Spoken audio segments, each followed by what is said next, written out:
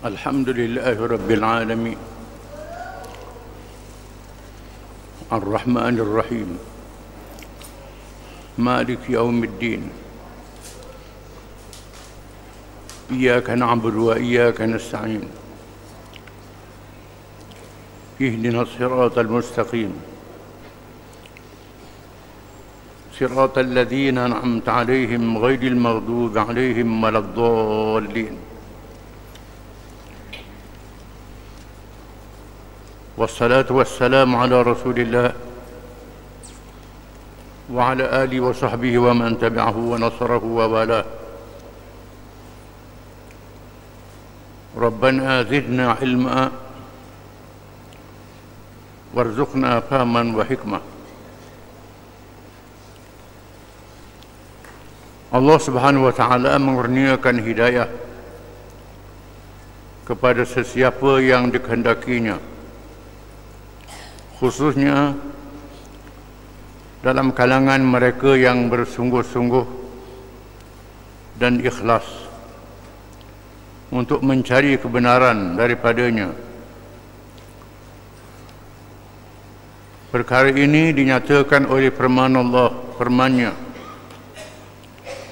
"Walladzina jahadu fina lanahdiyannahum subulana wa innallaha lama'al muhsinin."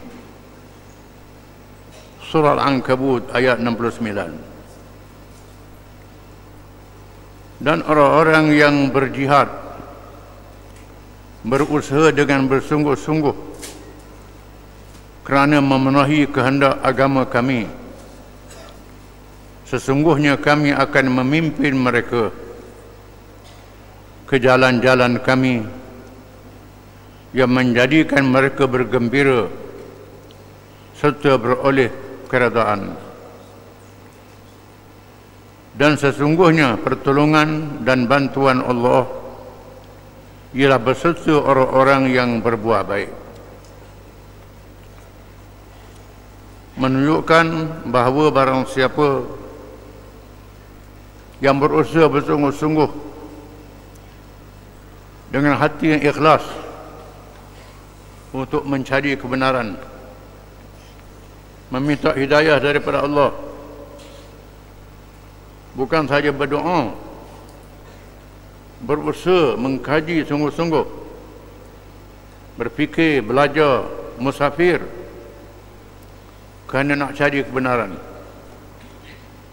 akhirnya Allah Ta'ala tolong beri hidayah kepadanya. Disebut dalam sirah Nabawiyah, satu contoh yang menarik, Abu Salmanul Farisi radhiyallahu an, asalnya agama Majusi, asalnya daripada Iran, Parsi orang dulu, mencari kebenaran. Setelah dia mengaji agama Majusi, didapati agama itu sesat, tak betul. Kemudian mengaji dengan padri Kristian. Padri itu mengajar dia mengenai agama dan tertarik dengan beriman kepada Allah. Beritahu kepadanya akan zahir Nabi akhir zaman. Sudah tiba masanya Nabi akhir zaman akan zahir. Padri yang jadi guru dia sudah tua. Dia tanya nak mengaji dengan siapa, dia pula.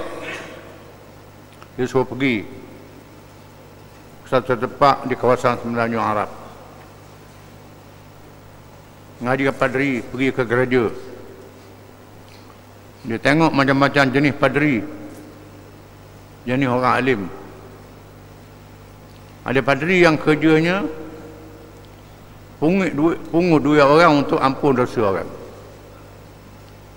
Itu antara penyelewengan agama Kristian. Padri orang alim boleh ampun dosa. Bila beri upah, dia tukang ampun dosa, bukan diserpa kepada Allah Ta'ala.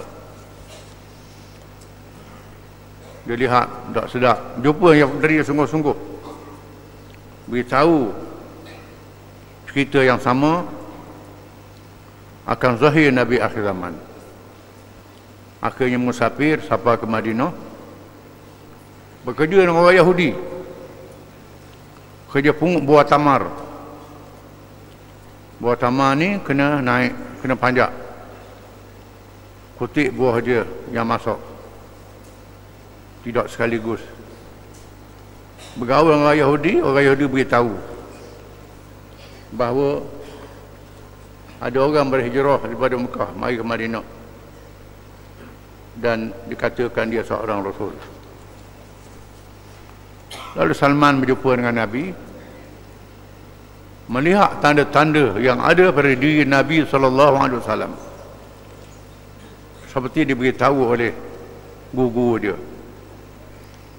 Akhirnya menjadi seorang sahabat Nabi yang setia walaupun duduk jauh, ribu batu di negeri Parsi. Tapi yang tak bersungguh macam Abu Jahal, Abu Lahab, duduk di Mekah, tengok Nabi, kelih Nabi, tapi main-main, tak layak dapat hidayah. Orang Yahudi ahli kitab duduk di Madinah, ramai-ramai nak tunggu Nabi akhir zaman, tunggu-tunggu saja, tak sungguh, tak berfikir tak layak dapat hidayah. Hidayah diberi oleh Allah kepada mereka yang bersungguh nak cari petunjuk daripada Allah Ta'ala, bukan saja berusaha berdoa pada Allah Ta'ala.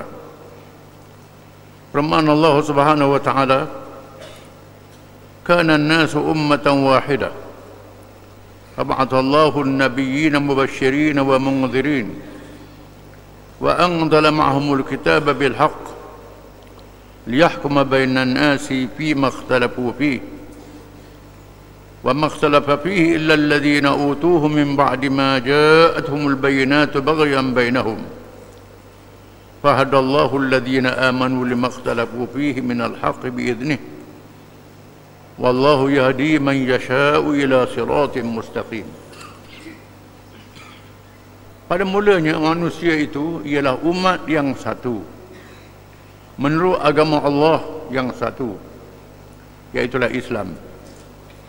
Tetapi setelah mereka berselisihan, maka Allah mengutuskan nabi-nabi sebagai pemberi khabar gembira kepada orang-orang yang beriman dengan balasan syurga, dan memberi amaran kepada orang-orang yang engkar, yang tak ikut, dengan balasan azab neraka.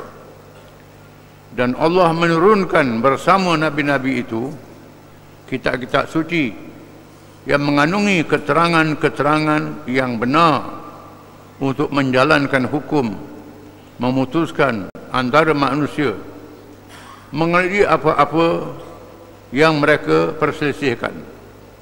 Dan sebenarnya tiada yang berselisih tentang kitab melainkan orang-orang yang telah diberikan kepada mereka kitab-kitab suci itu, iaitu sesudah datang kepada mereka keterangan-keterangan yang jelas nyata, kerana mereka berselisih semata-mata kerana hasad dengki sesama mereka.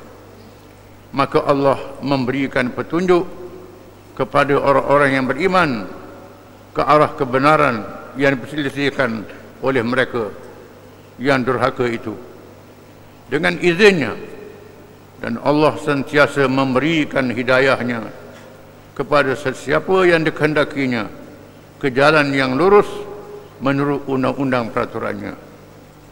Surah Al-Baqarah ayat 213. Mengikut riwayat Ibnu Abbas radhiyallahu anhuma, manusia itu asalnya beragama Islam bersama Nabi Adam alaihi salam, sehingga 10 abad lamanya selepas kewafatan baginda, kemudian berlakunya penyelewengan akibat ramai yang dipengaruhi oleh tipu daya syaitan.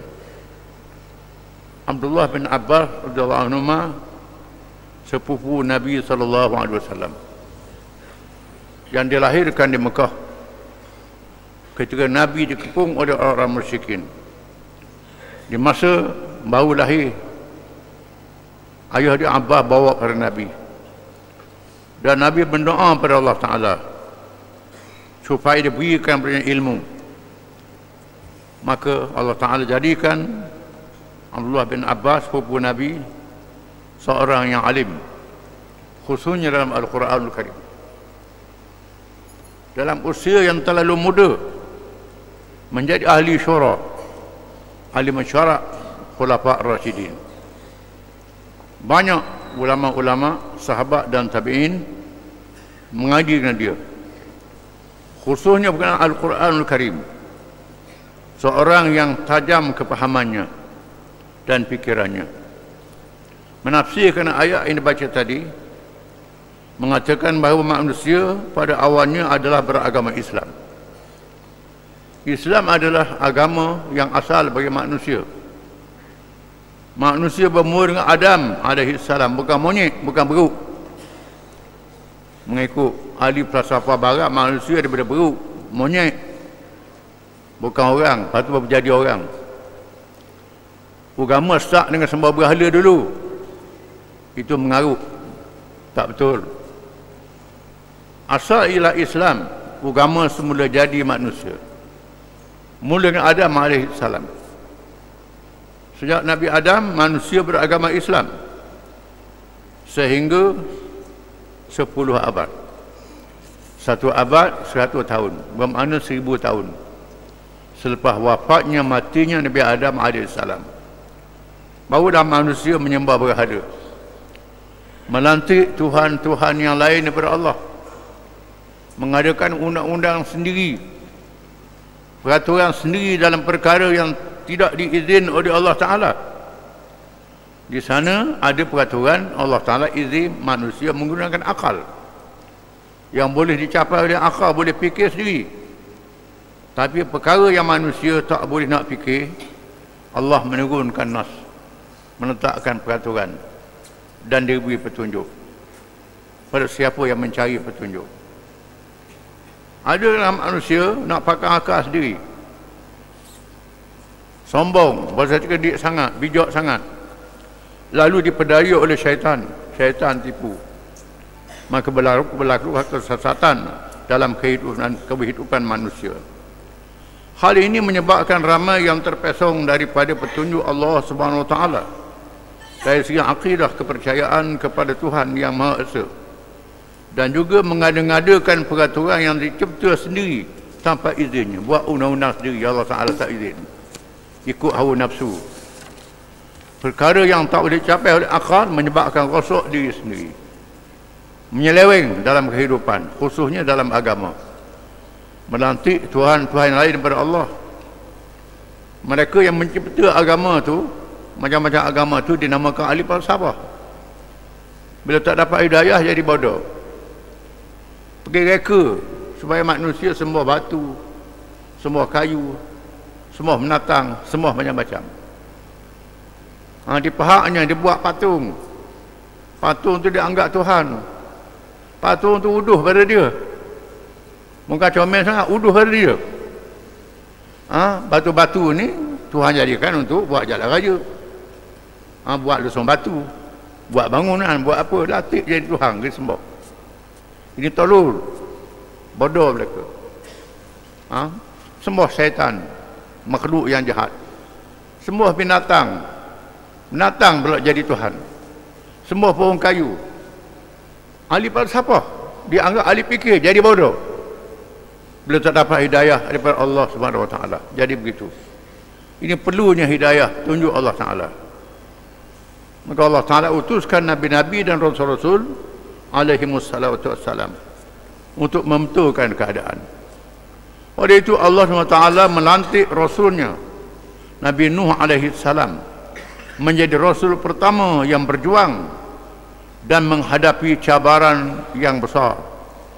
Kemudian diikuti oleh para rasul secara silih berganti sehingga berakhir dengan rasul terakhir Nabi Muhammad sallallahu alaihi wasallam yang diwahyukan mukjizat ilmu dengan Al-Quranul Karim.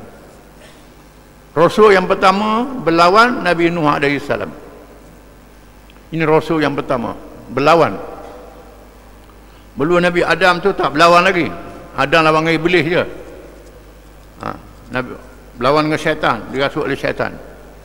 Lepas 1000 tahun manusia reka agama sendiri, reka peraturan sendiri. Allah Ta'ala utuskan Nabi Nuh AS membetulkan keadaan.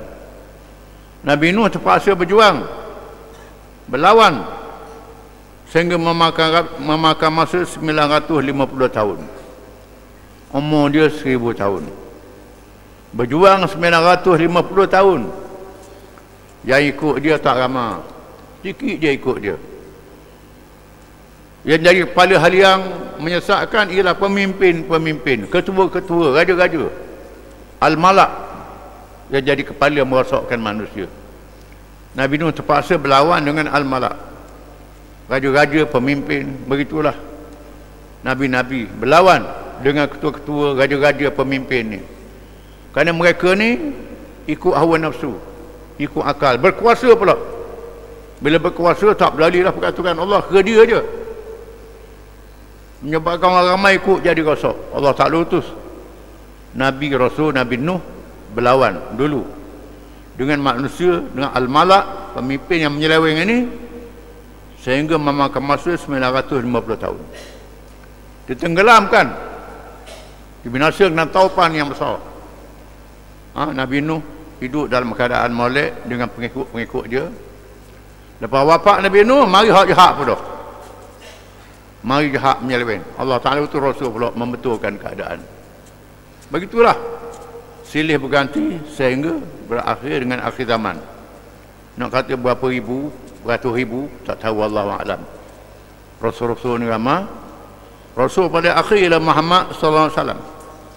Dia beri mukjizat ilmu. Mukjizat ni tanda kerasulan. Seorang Rasul ada tanda dia. Tanda dia ada mukjizat. Mukjizat adalah benda yang orang tak boleh reka sendiri. Ada pada Rasul itu. Rasul ni manusia yang baik, kemudian dia beri mukjizat. Berakhir dengan Muhammad SAW. Mukjizat Nabi kita ialah Al-Quranul Karim, mukjizat ilmu. Tak boleh lawan ilmu Al-Quranul Karim. Semua ilmu ditunjuk oleh Quran. Kalau ada ilmu tu bercanggah dengan Quran, ilmu tu salah. Ilmu tak betul. Bukan saja ilmu yang berkait dengan akidah, berkait dengan agama. Quran membetulkan Allah Tuhan saja, tak ada yang lain. Termasuk hukum syariat. Quran menetapkan hukum syariat, kena hukum begini, orang curi cukup syarat kena kerat tangan. Macam-macam hukum. Reka hukum lain, jawab dia tak selesai, akan bertambah jenayah, menandakan tak boleh lawan Quran ni. Ilmu sains, Quran mengatakan peredaran matahari, bulan dan sebagainya. Ahli-ahli sains kata dok, tak betul Quran kata. Ahli sains zaman dulu. Sekarang ni ada alat moden. Teropong tengok matahari, tengok bulan, tengok bintang. Betul macam Quran kata. Nabi Muhammad mengaji mana? Ilmu sains. Quran beritahu. Banyak ahli-ahli sains yang baca Quran, tengok kajian dia masuk Islam. Termasuklah benda yang diharamkan, daging babi haram, berzina haram, mesti membawa mudarat, merosakkan manusia. Bila kaji-kaji, ya sungguh Quran kata ni betul, betul, betul. Ini Quran mukjizat, tak boleh lawan dalam semua perkara. Bersama para rasul itu diwahyukan kepada mereka kitab Allah beserta mukjizat luar biasa yang menandakan kerasulan pada rasul yang telah dilantik oleh Allah Subhanahu Wa Taala. Di samping itu, para rasul juga memiliki sifat terpuji dari segi kepribadian mereka yang boleh disaksikan sewaktu hayat mereka. Mereka yang hidup sama rasul itu tengok pribadi rasul ni seorang yang baik, yang bijak, yang cerdik, yang tak bohong sekali-kali. Dilihat mereka wajib bersifat benar, tidak berbohong atau menipu, menjaga amanah dan tidak mengkhianatinya, serta cerdas akalnya. Sifat-sifat ini disaksikan sendiri oleh setiap kaum pada rasul tersebut semasa hayat mereka. sehingga tiada sebarang alasan yang patut bagi menolak kerasulan, para rasul itu. Rasul ni kaum dia tengok sejak kecil tak pernah bohong, cerdik, bijak, akhlaknya baik, pandai, tak khianat, tak tipu orang. Itu sifat Rasul, dilihat oleh kaum dia sendiri, tengok sendiri. Bahawa Allah Ta'ala latih dia jadi Rasul, dia beri tanda pula untuk manusia pada akhir zaman. Dia beri tanda mukjizat. Mukjizat ni tak boleh lawan. Dia bukan pembohong, dia tak khianat orang, tak tipu orang, seorang yang berani, seorang yang bijak. Dia beri mukjizat. Mukjizat ni benda yang luar biasa mengikut zaman masing-masing. Kalau zaman ilmu sihir, Tuhan beri mukjizat untuk lawan sihir. Nabi Musa AS lawan sihir, dia beri luar biasa. Sihir tak boleh lawan, kalah sihir. Zaman apa? Zaman Nabi Sulaiman AS. Nabi Sulaiman boleh memahami bahasa binatang, bahasa burung, boleh menguasai makhluk yang ghaib. Itu mukjizat dia, tak boleh lawan. Orang berbangga, orang Yahudi bangga dengan benda itu. Nabi Sulaiman tak boleh lawan dalam perkara itu. Zaman Nabi Isa, orang berbangga ilmu perubatan. Tuhan beri Nabi Isa mukjizat. Orang buta sejak kecil, dengan mukjizat dia boleh celak, nampak. Orang mati dihidupkan, orang yang sudah mati ratus tahun dah. Nabi Isa doa hidup, dilihat oleh kaum dia. Ini mukjizat, perkara yang luar biasa. Nabi Isa AS, masing-masing ada mukjizat dia. Untuk manusia pada akhir zaman, ditinggalkan Al-Quran selepas wafatnya Rasulullah SAW untuk menjadi mukjizat ilmu yang berkekalan.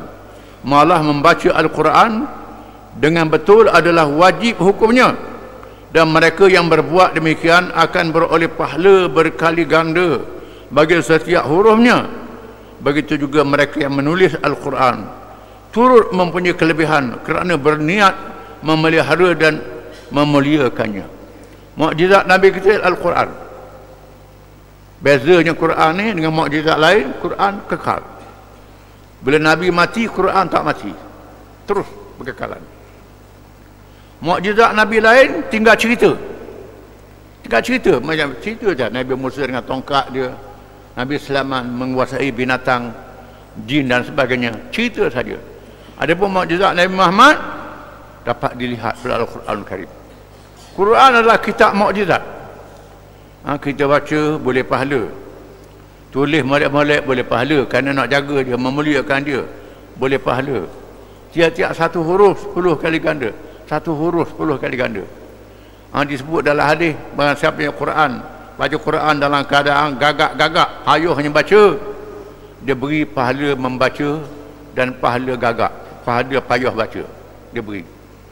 Barang siapa yang baca dengan elok, bersama dengan para malaikat yang mulia. Ini sebut dalam hadis. Semua dapat pahala belaka Quran, kelebihan dia.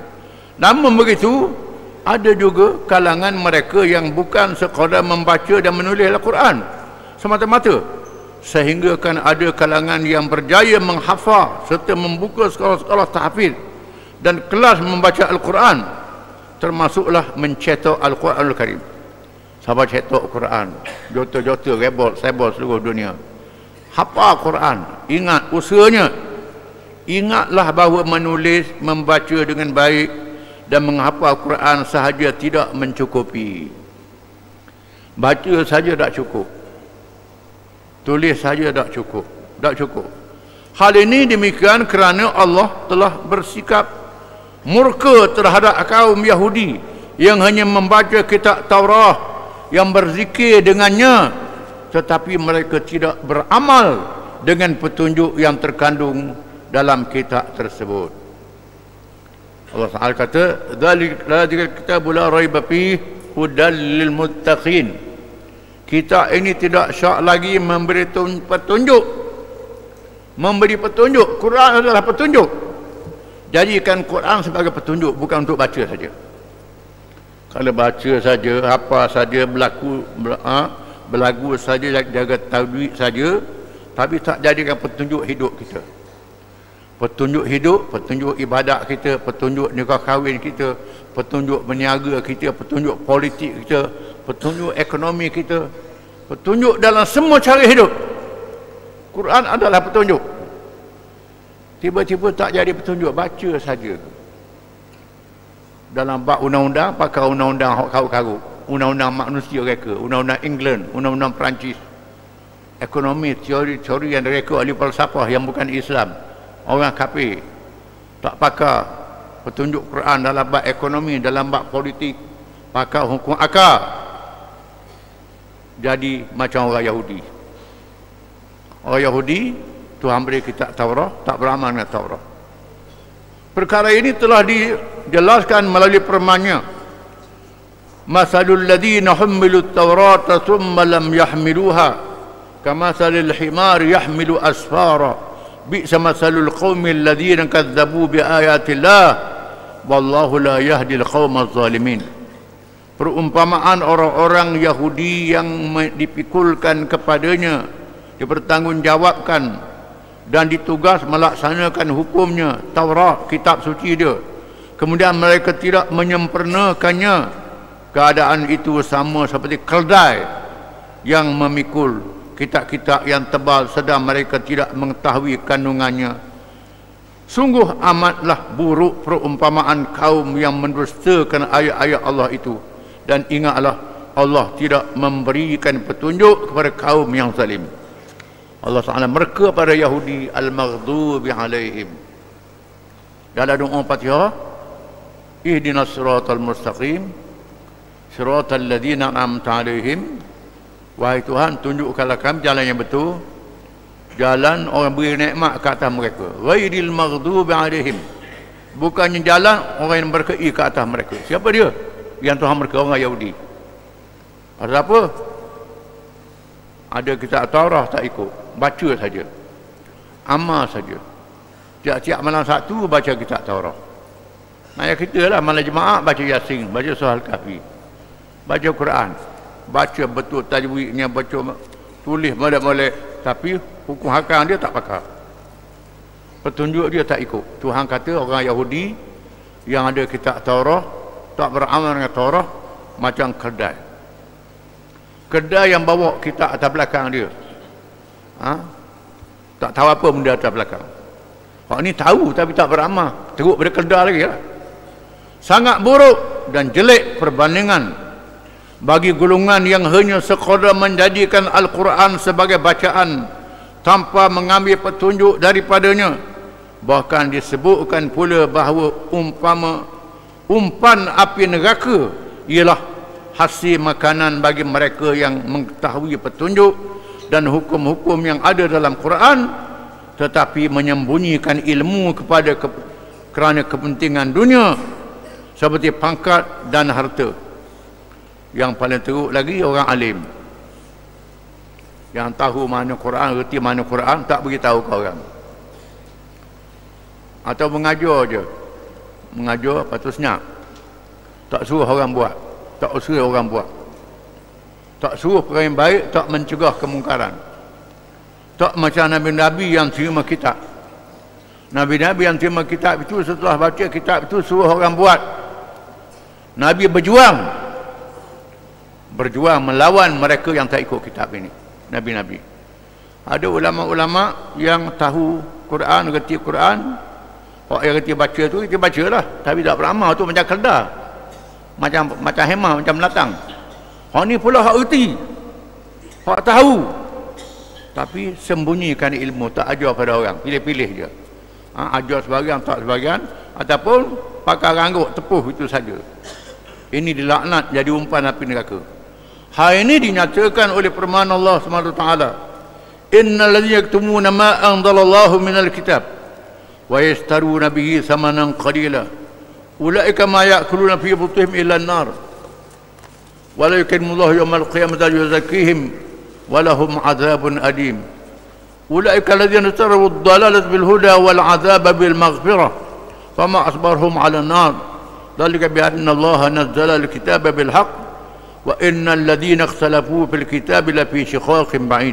Surah Al-Baqarah ayat 174-176. Sesungguhnya orang-orang yang menyembunyikan, meminda atau mengubah apa-apa keterangan Alkitab Al-Quran yang telah diturunkan oleh Allah dan membeli dengannya keuntungan dunia yang sedikit faedahnya, mereka itu tidak mengisi dalam perut mereka selain daripada api neraka, dan Allah tidak akan berkata-kata kepada mereka pada hari kiamat, dan Dia tidak membersihkan mereka daripada dosa, dan mereka pula akan beroleh azab seksa yang tidak terperi sakitnya.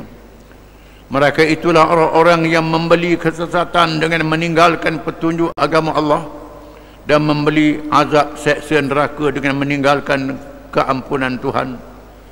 Maka sungguh ajaib kesanggupan mereka menanggung seksa api neraka itu.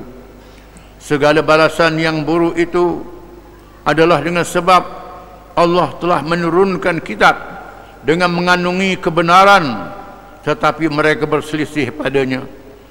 Dan sesungguhnya orang-orang yang berselisihan mengenai kebenaran Alkitab itu, sebenarnya mereka adalah dalam keadaan berpecah belah yang jauh daripada mendapat petunjuk hidayah Allah. Mereka yang tak ikut kitab Allah Ta'ala, dia tahu kitab Allah Ta'ala, tahu kitab Allah Ta'ala, berpura-peranda. Ada ke kiri, ada ke kanan, ada jadi kapitalis, jadi komunis, jadi macam-macam. Orang alim bukan sembarangan. Ikut pemerintah yang menyeleweng, yang tak ikut Quran, kerana duduk kejar ke benda, kejar ke putih, kejar ke duit, kejar ke pangkat, kejar pada kedudukan, menyebabkan mereka berselera, ada ke kanan, ada ke kiri. Bolehlah makan. Tuhan kata makanan tu api neraka pada hari kiamat. Mereka yang memakan api neraka pada hari kiamat, atas dunia sedaplah, tapi kiamat jadi api neraka dalam perut mereka. Ini beratnya kepada mereka yang tahu, yang tak ikut kitab Allah. Walaupun ayat tersebut menyentuh tentang kaum Yahudi yang tidak beramal dengan kitab Taurat, seluruh umat Islam wajib mengambil pengajaran dan iktibar daripada apa yang ditegaskan oleh Allah Subhanahu Wa Taala itu. Walaupun sebab turun ayat ini berkenaan orang Yahudi tak ikut Nabi Muhammad SAW yang disebut dalam Taurat tentang kelahirannya. Hukum yang ada dalam Quran ada dalam Taurat. Antaranya hukum qisas dan hukum hudud. Hukum qisas, hukum hudud ada dalam Taurat. Sama. Hukum terhadap orang berzina, orang bunuh orang, ada dalam Taurat, ada dalam Quran. Sama hukum tu. Cerita-cerita Nabi-Nabi zaman dahulu dalam Quran, surah Yusuf, cerita Nabi Musa, macam-macam cerita, ada dalam Taurat. Ini orang Yahudi. Bila Nabi Muhammad mari tak ikut Nabi Muhammad, lawan Nabi Muhammad, itu orang Yahudi. Tapi kalau orang Islam begitu juga, macam orang Yahudi juga lah. Dia orang Islam dah, tapi tak ikut apa yang ada dalam Quran. Serilah ulama mengatakan al-ibratu bi umumil lafzi la bi khususis sabab. Iktibar dan pengejaran itu diambil daripada lafaz yang umum, bukan semata-mata sebab yang khusus yang tertentu. Quran adalah iktibar pengejaran. Cerita dalam Quran bukan cerita sebab khabar. Cerita Quran cerita petunjuk bagi mereka yang baca Quran, mereka yang ada sekarang. Walaupun cerita ribu-ribu tahun, tetapi pengajaran untuk mereka yang ada sekarang pada masa Quran itu dibaca. Kalau perangainya serupa dengan hak disebut dalam Quran tu, maka hukumnya serupalah. Kalau hak dulunya masuk neraka, hak sekarang masuk neraka juga, sama lah. Sama itu. Quran adalah petunjuk pada mereka yang ada sekarang, walaupun cerita-cerita zaman dulu. Ini kita kena faham. Wallahu alam.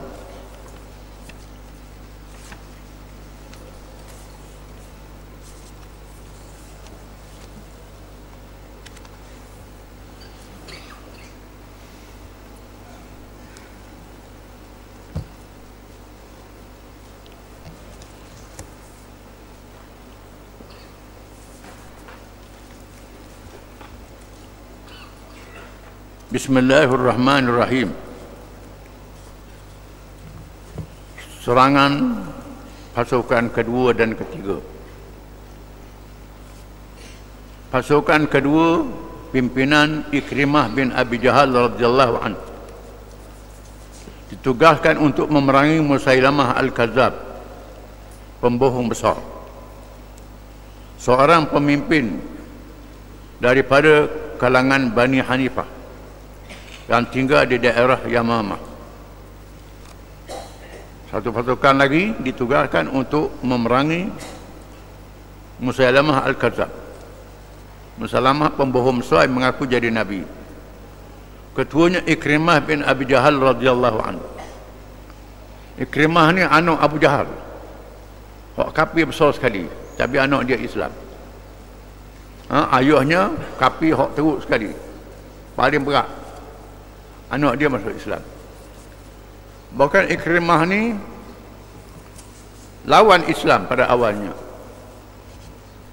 Berat teruk dia lawan Islam ni sehingga Nabi halalkan darah dia.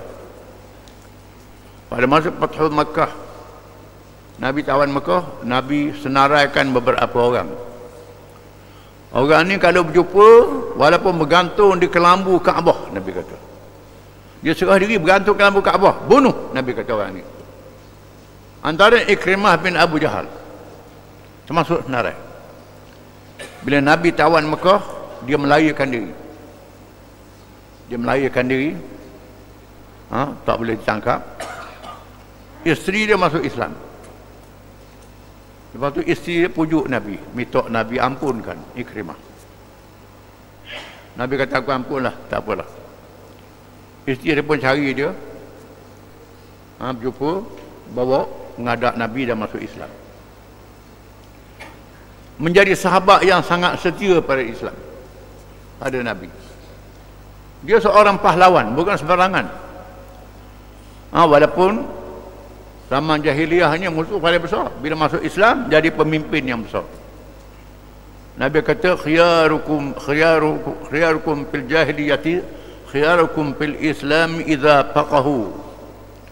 Orang yang hebat, yang terpilih di masa jahiliyah, bila bersama dengan Islam, dia hebat juga bersama dengan Islam. Sekiranya dia seorang yang faham, lepas tu dia mengaji, dia faham Islam, dia tetap hebat jadi pemimpin. Jangan kita cuai, tak boleh percaya, tak boleh percaya. Ini bukan kerja kita ni. Percaya ni kerja Allah Ta'ala.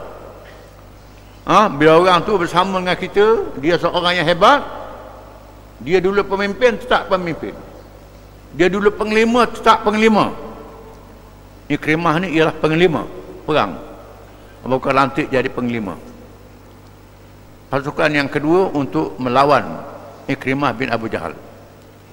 Dalam pada itu pasukan ketiga pimpinan Syurahbil bin Hasanah radhiyallahu anhu ditugaskan untuk memberikan bantuan sebelum mereka ditugaskan menuju Hadramaut. Hadramaut ni ialah sebahagian daerah di Yaman.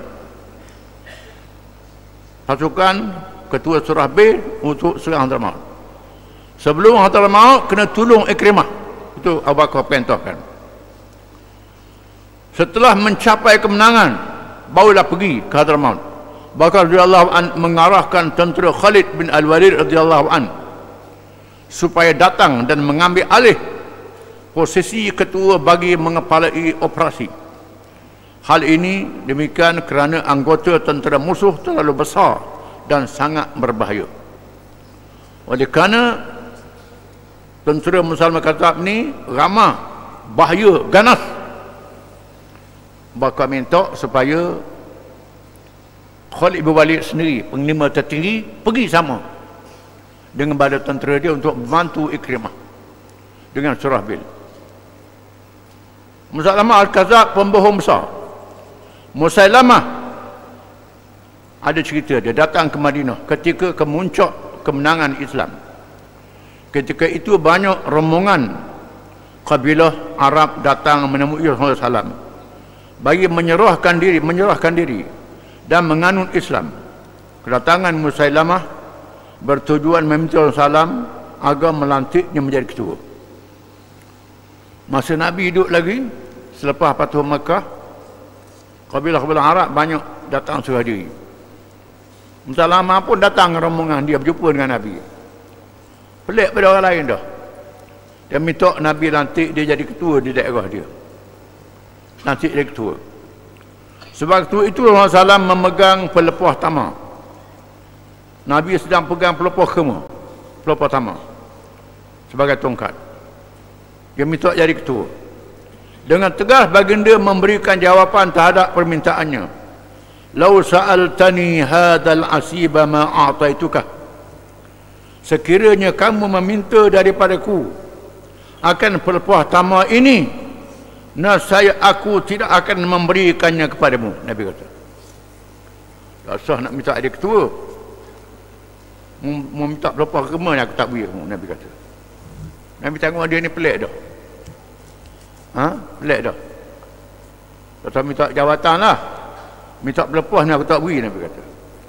Dia pulang ke daerahnya lalu mengisytiharkan dirinya menjadi Rasulullah sebagaimana Nabi Muhammad SAW, dengan menunjukkan sihirnya sebagai mukjizat. Walaupun Allah SWT menjadikan sihir Musailamah perkara yang sebaliknya, seperti orang yang sakit menjadi bertambah sakit dan air yang kering bertambah kering. Pengikutnya tetap ikut sesat dan menerima pembohongannya sebagai suatu perkara yang benar. Dia balik mengaku jadi Rasul dan dia seorang ahli sihir. Dia sihir buat orang sakit jadi orang sakit. Air kering nak suruh banyak sebab Nabi ada tunjuk mukjizat. Tubik jari, air ikut jari. Sahabat-sahabat kerungan air, Nabi celuk tangan jadi bertambah air. Habis. Ratus orang boleh minum air. Walaupun air dalam perah kecil je. Mukjizat Nabi. Dia buat hati nak tunjuk mukjizat. Air hak sikit jadi hak sikit. Tapi pengikut dia ikut dia juga. Turut bersama Musailamah ialah seorang yang bernama Nahar Ar-Rajjal bin Unfuh. Dia datang ke Madinah bagi mempelajari Al-Quran dengan menghafal beberapa surah dan mempelajari hukum-hukum agama. Kemudian dia pulang ke kota Madinah. Salam mengharapkan Nahar Ar-Rajjal mampu menentang pembohongan Musailamah. Malangnya dia juga menyertai Musailamah dan mengisytiharkan dirinya sebagai pesuruh Allah. Orang sepertinya lebih banyak membawa kekeliruan daripada Musailamah kerana pernah belajar di Madinah. Ni pula pernah ngaji di Madinah. Hafal Quran pula, ayat Quran. Balik sesat juga. Hafal Quran pula, lagi orang keliru. Keliru lagi orang. Musailamah menghantar surat kepada Rasulullah SAW menyatakan bahawa dia juga Rasulullah. Dia mengajak supaya bumi ini dibahagikan dua, sebahagian untuknya dan sebahagian lagi untuk Nabi Muhammad SAW. Surat tersebut dibawa oleh dua orang utusan. Dia hantar surat ke Nabi Musailamah. Hantar surat min Musailamah Muhammad Rasulullah, daripada Musailamah Rasulullah kepada Muhammad Rasulullah. Kita bagi dunia ni separuh untukmu, separuh untuk aku, kata surat tu. Dia suruh utusan dia bawa. Dibawa dua orang utusan. Rasulullah SAW bertanya ke dua orang utusan itu, ma taqulani antuma? Qala naqulu kama qala. Qala amma wallahi laula anna ar-rusula la tuqtalu la darabtu a'naqakuma. Apa pendapat kalian berdua terhadapnya? Nabi tanya dua utusan tu, apa pendapat kamu berdua tentang Musailamah? Mereka menjawab, ya, kami percaya dengan apa yang dia katakan. Kami percayalah dia Rasul. Waktu bawa surat tu, berani pula. Rasulullah SAW bersabda, demi Allah, jika tidak kerana para utusan tidak para Rasul tidak membenarkan utusan dibunuh, nescaya aku akan memerintahkan agar kalian berdua dibunuh. Kalau tidak kerana perintah Allah, ada yang diamalkan bila ada utusan dan istilahkan duta. Tak boleh bunuh duta asing. Ini hukum Islam. Hukum Islam, duta asing tak boleh dibunuh. Kedutaan asing dalam negeri kita tak boleh dibom, tak boleh diserang. dia beri perlindungan diplomatik. Ini adalah hukum Islam yang diambil oleh orang barat. Orang barat ambil hukum ini. Bila ada duta, tak boleh dibunuh. Ada utusan negara lain, tak boleh dibunuh. Walau kita bermusuh, di atas utusan tak boleh bunuh. Utusan tak boleh. Begitulah tak boleh bunuh duta. Jadi ini hukum Islam. Kalau tidak, kerana hukumnya tak boleh bunuh duta, aku bunuhmu, Nabi kata. Jadi orang gebung bunuh duta tu salah lah. Berjihad tapi tak ikut hukum jihad. Tu tak kena tu. Kena ngaji, tak boleh. Nak berjihad pun kena ngaji juga. Kalau tak ngaji jadi jahat, jihad jadi jahat. Jadi punuh tak boleh. Ini berlaku sekarang ni. Orang berjihad tak ngaji. Macam pergi Mekah tak ngaji lah, jadi punuh habis, rosak habis. Orang awam pun dibunuh. Pasar pun pergi bom, masjid pergi bom. Apa ni? Ni dah melanggar dah. Dah jadi sesak dah, bunuh. Ni. Nabi kata utusan tak boleh dibunuh. Utusan Muhammad Kazab. Utusan Muhammad aku jadi nabi. Nabi tak bunuh kerana hukumnya tak boleh bunuh. Rasulullah SAW memerintah agar Ubay bin Ka'ab dia menjawab surat Muslimah. Surat Muslimah dijawab. So Ubay bin Ka'ab tulis. Ubay bin Ka'ab ini seorang sahabat yang alim, penulis Nabi. Nabi suruh Ubay tulis, jawab Bismillahirrahmanirrahim. Min Muhammadin Rasulillah ila Musailamah al-Kadzab. Salamun ala man ittaba'al huda. Amma ba'du fa innal arda lillahi yurithuha man yasha'u min ibadihi wal 'aqibatu lil muttaqin. Dengan nama Allah yang Maha Pemurah lagi Maha Penyayang. Dari Muhammad, daripada Muhammad Rasulullah kepada Musailamah pembohong besar, dan selamat sejahtera kepada sesiapa yang mengikut petunjuk Tuhannya. Oleh itu, ketahuilah bahawa sesungguhnya bumi ini adalah kepunyaan Allah. Dia mengurniakannya kepada sesiapa yang dia kehendaki dalam kalangan para hamba-Nya, dan balasan yang baik itu bagi orang-orang yang bertakwa. Nabi jawab surat dia. Dia ajak bagi bumi, baru ambil kaku. Nabi suruh jawab surat dengan Bismillahirrahmanirrahim. Kemudian salamun ala man ittaba'al huda. Bukan salam untuk dia, salam untuk siapa yang ikut petunjuk. Kalau kamu ikut petunjuk, terimalah salam ni. Kalau tak ikut petunjuk, tak, salam tak ada apa-apa, tak ada selamat. Buminya kepunyaan Allah, bukan boleh bagi aku separuh. Allah menentukan. Jawab dia. Setelah menerima surat yang diutus oleh Rasulullah SAW, Musailamah bertindak membunuh utusan yang dihantar. Utusan Nabi dibunuhnya. Lagi jenayah. Dibunuh utusan Nabi, mati syahid utusan ni. Mengikut adabnya tak boleh bunuh utusan. Dia bunuh utusan ni. Jadi kalau ada orang kita bunuh duta ni, ikut Musailamah ke ni? Ikut orang kafir, tak ikut Islam. Tindakan Musailamah itu membelakangi adat masyarakat pada zaman itu. Begitu juga adat masyarakat jahiliyah Arab yang melarang pembunuhan utusan. Tindakan ganah ini lebih jelas mengizinkan kumpulan ini ditentang habis-habisan. Dia bunuh utusan, bermakna boleh dia serang bila-bila masa saja. Namun begitu, masih ada dalam kalangan penduduk Bani Hanifah mereka yang masih teguh keimanannya. Mereka tidak terpengaruh dengan kesesatan Musailamah, seperti Sumamah bin Assal radhiyallahu anhu. Secara tegas beliau menyatakan kepada kaumnya, di sana ada kampung yang tak ikut Musailamah, tak ikut Nabi sesak ni, tetap berpegang dengan Islam.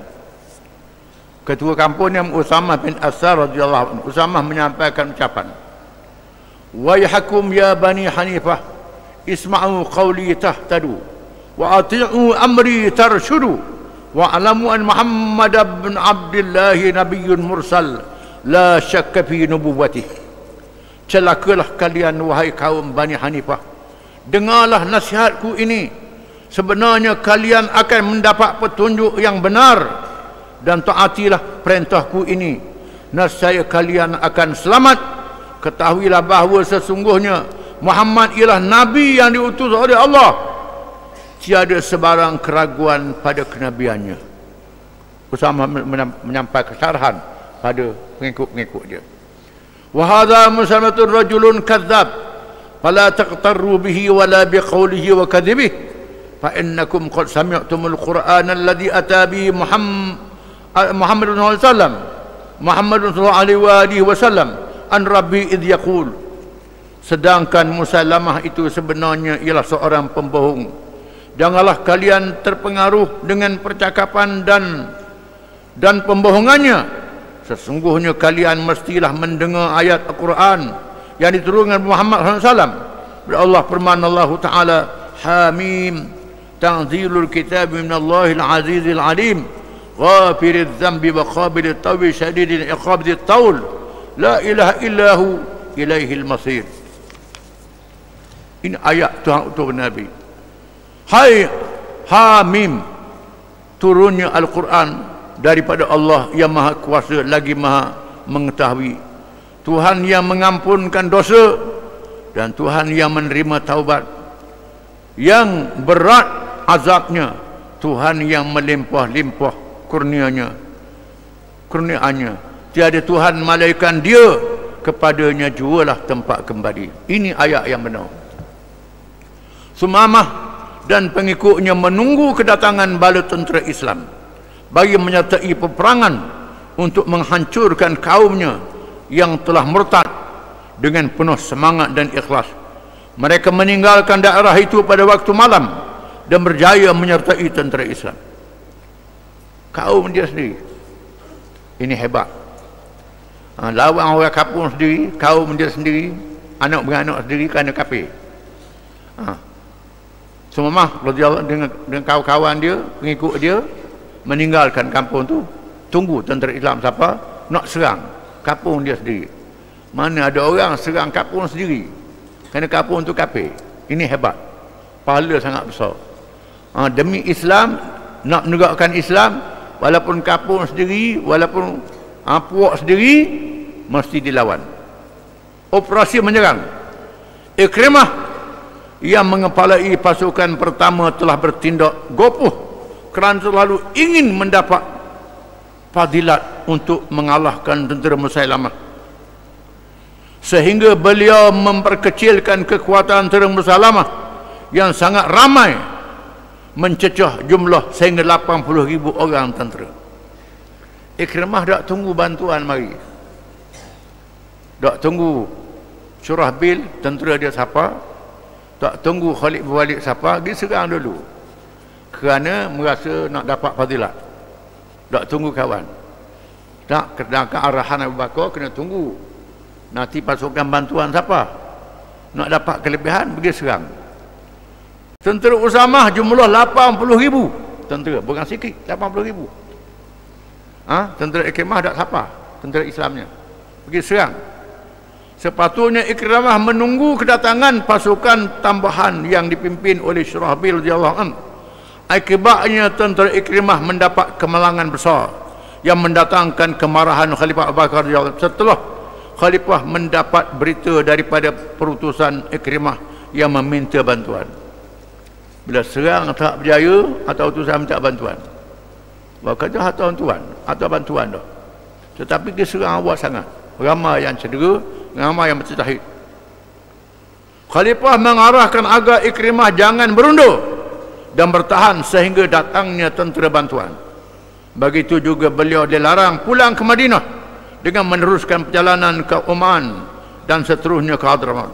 Dilarang dia balik. Ikrimah tak dibenar balik, tunggu, bertahan, lawan sehingga tentera bantuan datang. Lepas tu teruskan perlawanan. Wallahu a'lam.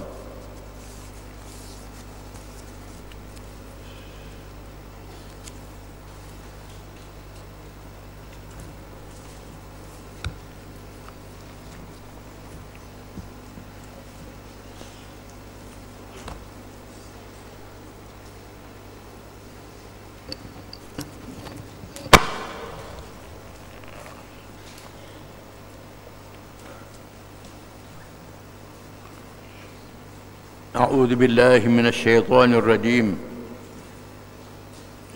إن الله لا يظلم مثقال ذرة فإن تك حسنة يضاعفها ويؤتي من لدنه أجرا عظيما فكيف إذا جئنا من كل أمة بشهيد وجئنا بك على هؤلاء شهيدا Yawma'idhin yawaddu alladhina kafaru wa 'asaw ar-rasul law tusawwa bihim al-ard wa la yaktumuna haditha.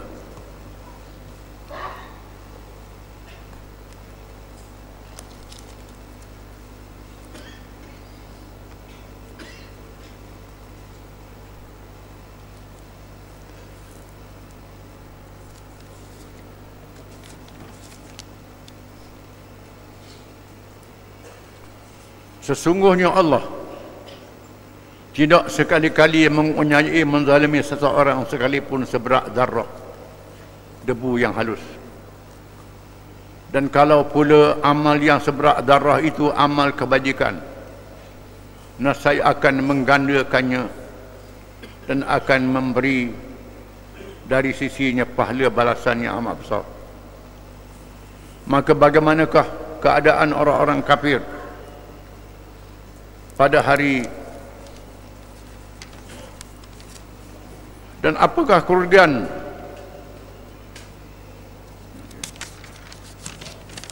tinggal 40 ya. Sesungguhnya Allah tidak sekali-kali menganiayai seseorang sekalipun seberat darah debu. Dan kalau pula amal yang seberat darah itu amal kebajikan, nescaya akan menggandakannya dan akan memberi dari sisinya pahala balasan yang amat besar. Maka bagaimanakah keadaan orang-orang kafir pada hari akhirat kelak apabila kami datangkan daripada tiap-tiap umat seorang saksi, iaitu Rasul mereka sendiri, menjadi saksi terhadap perbuatan mereka. Dan kami juga datangkan engkau wahai Muhammad SAW sebagai saksi terhadap umatmu ini. Pada hari itu orang-orang kafir dan menderhaka Rasulullah suka jika sekiranya mereka disamaratakan dengan bumi, ditelan bumi.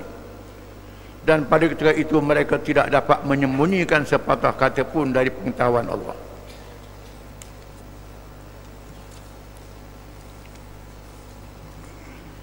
Ayat ini menyatakan bagaimana rahmat adil yang tak terhingga daripada Allah Ta'ala terhadap makhluknya yang taat setelah beriman.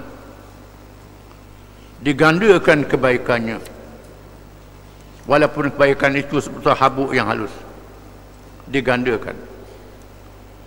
Inna Allah la yuzlimu mithqala dzarrah wa in taku hasanatan yudha'ifha wa yu'ti min ladunhu ajran 'azima. Sesungguhnya Allah tidak menzalimi seseorang pun pada hari kiamat, walaupun sebesar habuk yang halus amal yang baik, dia beri ganjaran yang sangat besar. Menunjukkan bahawa amalan kita yang kecil pun Allah Ta'ala tahu, dinilai oleh Allah Ta'ala. Allah Ta'ala tak apa-apa kena amalan seorang yang beriman, walaupun habuk yang halus, ditimbang juga pada hari kiamat. Dan Allah Ta'ala gandakan berapa kali ganda sehingga amalan yang halus itu jadi berat di sisi Allah Ta'ala, menyebabkan orang itu selamat di hari akhirat. Wa nadul mawazina bil qist yang lain. Kami letakkan amalan dalam neraca timbangan dengan adil dan sebaiknya. Luqman, seorang yang soleh, yang baik, beritahu ke anak dia dalam wasiat dia dalam surah Luqman, ya bunayya inna in takum min habatin min khardalin fakun fi sakhratin aw fi samawati aw fil ardi ya'ti biha Allah. Wahai anak kesayanganku, sekiranya ada amalan sebesar habuk yang halus, biji yang halus duduk dalam batu yang pejal, sama ada di langit atau di bumi, Allah Ta'ala bawa pada hari kiamat. Allah Ta'ala bawa juga pada kiamat, timbang kurni Allah Ta'ala. Dalam surah lain, wa man ya'mal mithqala dzarratin khairan yarah wa man ya'mal mithqala dzarratin syarran yarah. Barang siapa yang ada sebab habuk yang halus amal baik, dia akan lihat pada kiamat. Barang siapa yang ada seberat habuk yang halus amal yang jahat, dia akan tengok pada hari kiamat. Allah Ta'ala tilik belakang mereka, dia adili dengan seadil-adilnya. Disebut dalam hadis Qudsi Allah Ta'ala berfirman, irja'u faman wajadtum fi qalbi khabatin min khardal min iman fa akhrijuhu minan nar. Ada orang dimasukkan dalam neraka, ada orang masuk dalam neraka. Tuhan kata kepada malaikat, wahai malaikat, Tengok ada tak dalam hati dia sebesar habuk yang halus iman. Kalau ada iman sebesar zarrah yang halus, keluarkan dia daripada api neraka. Tuhan kata. Walaupun iman sebesar habuk yang halus, Tuhan selamatkan orang daripada neraka. Menandakan bahawa selagi ada iman, orang tu jahat macam mana sekalipun, masuk neraka akan dikeluarkan daripada neraka. Tetapi kalau iman tak ada, bertambah-tambah amal sekalipun, jawab dia tak ada peluang masuk syurga. Itu maksudnya. Ini pentingnya iman. Walaupun habuk yang halus, ada iman, diselamatkan oleh Allah Ta'ala. Ini kita kena sedar pentingnya. Dan Allah Ta'ala jadikan amal yang baik berkali ganda. Disebut dalam hadis, barang siapa yang buat satu, yang berniat nak buat amal baik, ditulis satu pahala. Setelah dia buat, dia beri 10 kali ganda. Ada yang sampai 700 kali ganda. Ada yang 700 kali ganda. Ada yang tak terhingga pahala ini di sisi Allah. Tak tahu banyak pahala banyak. Kecil je amal. Bergantung pada niat dan ikhlas seseorang itu. Amal yang baik. Adapun mereka yang niat nak buat jahat, tak ditulis lagi. Setelah buat jahat, ditulis satu dosa saja. Diberi peluang untuk bertaubat kalau dia ada iman. Dia peluang bertaubat. Selagi pintu taubat dibuka pada dia, selagi nyawa belum sampai ke halqah. Selagi matahari belum naik dari arah barat. Bila nyawa sampai ke halqah, tak ada peluang taubat lagi. Bila matahari dah musing, bumi pusingan dia dah tak betul dah. Matahari dah naik bertimur, naik belah barat, pintu taubat ditutup. Maknanya masa taubat itu sangat panjang. Allah Ta'ala beri pada mereka yang berdosa. Dan amal yang baik dilipat kali gandakan. Dijadikan pula amal yang baik menghapuskan dosa amal yang jahat. Pentingnya amal kepada seseorang. Disebut dalam hadis yang lain, betapa pentingnya amal ini bila dibawa manusia pada hari kiamat. Bila Tuhan berfirman pada hari kiamat, Tuhan suruh supaya dinyatakan hak masing-masing. Hak masing-masing akan dikurniakan oleh Allah. Di masa itu, perempuan bergembira nak minta hak dengan ayah dia, dengan mak dia, dengan adik-beradik dia, dengan suami dia. Takut ada hak yang boleh minta pada hari kiamat. Di sini menunjukkan betapa besarnya tanggungjawab. Ayah tak ada anak, suami tak ada isteri, adik-beradik tak ada adik-beradik, akan minta pada hari kiamat. Di mana pada hari itu, fala ansaba bainahum yawma idzin wa la yatasaalun. Tak berdali adik-beradik, anak beranak, tak berdali akan diminta tanggungjawab pada hari kiamat. Ini kena sedar. Walaupun sebesar zarrah, maka setiap orang bergembira nak dapat hak dia pada hari kiamat. Termasuklah isteri terhadap suami, suami terhadap isteri, anak terhadap ayah, ayah terhadap anak, dan adik-beradik terhadap adik-beradik. Besar hak yang akan diminta pada hari kiamat. Akan dibicarakan pada hari kiamat. Barang siapa yang buat zalim terhadap orang di bawah tanggungjawab dia, dia kena bayar dengan pahala dia. Bayar dengan pahala. Kalau ayah tak tanggungjawab terhadap anak, kena bayar dengan pahala dia. Suami tak isteri, bayar dengan pahala dia. Ada suami, bayar dengan pahala dia. Adik-beradik bayar dengan pahala dia.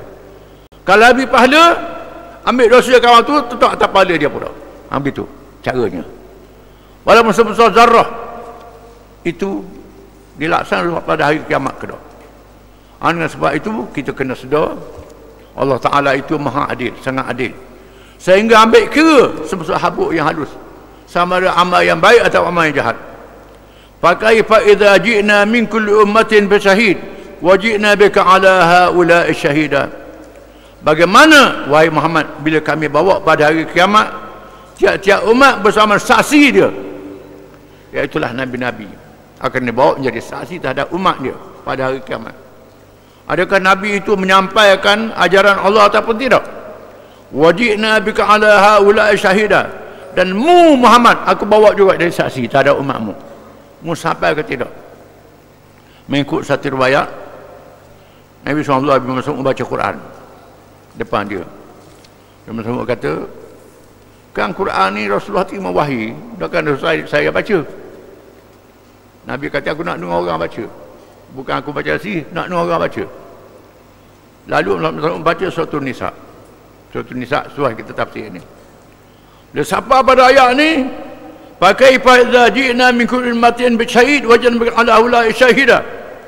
Bagaimana keadaan bila tiap-tiap umat dibawa Rasul menjadi saksi dan mu juga menjadi saksi ada umatmu. Nabi kata cukup. Nah, tengok Nabi menangis takut pada Allah Ta'ala, takut kalau dia tak tunai tanggungjawab. Cukup. Menurut Nabi ni bila baca Quran, dia dengar orang baca Quran, bukan dengar semata-mata, dengar dengan hati, dengan khusyuk, dengan takwa kepada Allah Ta'ala. Dia siapa pada ayat ni Nabi menangis. Nabi kata cukup, kerana Nabi merasakan bagaimana tanggungjawab besar terhadap manusia. Dia akan diheret di hadapan Allah pada hari kiamat. Adakah dia menyampaikan ajaran Allah ataupun tidak? Wa yawma idzin yawaddu alladhina kafaru ashabur rasul la tusawwa bihimul ard wa la yaktumuna hadith wa yakumuna Allah haditha. Pada hari itu orang-orang kafir yang derhakakan Rasul, kalau boleh disama dengan bumi. Betapa takutnya orang kafir pada hari kiamat. Bila berlaku hari kiamat, orang kafir mengharapkan jadi tanah, tak dibangkitkan jadi tanah lebih baik, kerana takut pada neraka. Dah tentulah kerana dia kafir, tak beriman, amal jahat banyak, masuk neraka. Kalau boleh aku tak hidup lebih baik jadi tanah. Orang kafir mengharapkan dirinya menjadi tanah, masuk dalam tanah, ditelan bumi, tak dibangkitkan. Walaiktumun Allah haditha, tak boleh menyembunyikan apa-apa di hadapan Allah Ta'ala. Dikunci mulutnya, tangan bercakap, kaki bercakap, kulit bercakap, anggotanya bercakap menjadi saksi pada dirinya. Dalam keadaan menakutkan ini menyebabkan orang kafir kalau boleh jadi tanah. Surah Yasin pun sebut Allah Ta'ala kunci mulut, di mana tangan, kaki, kulit-kulit bercakap pada hari kiamat. Pada masa itu manusia dalam ketakutan. Bila berlaku masa itu baru takut, tak ada apa dah. Kalau kita nak takut, nak insaf, pada hari ini belum kita mati. Tapi duduk main, ya ke tak, betul sungguh ke tak Al-Quran kata ni. Kalau duduk main begitu, tak jadi apa dah. Kita kena sedar, kalau benda yang Quran cerita, kita sebut tadi pada awal tadi, Quran cerita hak matahari, cerita hak bulan, betul sungguh. Quran cerita hak kisah Fir'aun, kisah Namrud, kisah kaum Ad, kaum Samud, tanda-tanda ada pada hari ini, ada sungguh. Quran cerita benda yang haram mendatangkan mudarat, memang makan daging babi jadi penyakit, ya sungguh. Semua ya berlaku Quran kata ni. Oleh kerana itu maka cerita hari kiamat juga adalah ya sungguh. Cerita perkara yang gaib yang kita tak nampak adalah betul. Adanya dosa dan pahala adalah betul. Dibicarakan pada hari kiamat adalah betul. Semua betul berlaku, kita kena percaya. Jadi Quran adalah petunjuk yang betul, yang benar, sama ada cerita zaman dulu, cerita sekarang, termasuk cerita hari akhirat. Semuanya betul berlaku. Wallahu a'lam.